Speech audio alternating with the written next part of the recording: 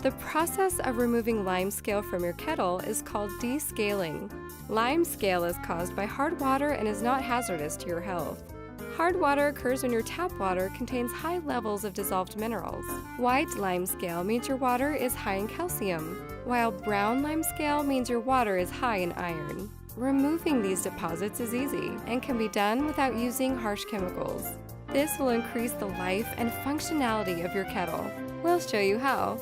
Starting with an empty kettle, pour in 1 cup each of water and white vinegar. You can also add lemon juice. Let the water come to a boil. Your kettle will turn off naturally. Let your kettle rest for 15 minutes. Metallic tasting water could be a result of iron deposits and can be fixed by regularly descaling or using spring or filtered water to boil. Hard water also causes more soap scum, mold, and mildew to form, which can be bad for your health if left to spread. Once your kettle is rested, pour out the solution. Your kettle should be shiny and clean. Dry with a cloth and you're done.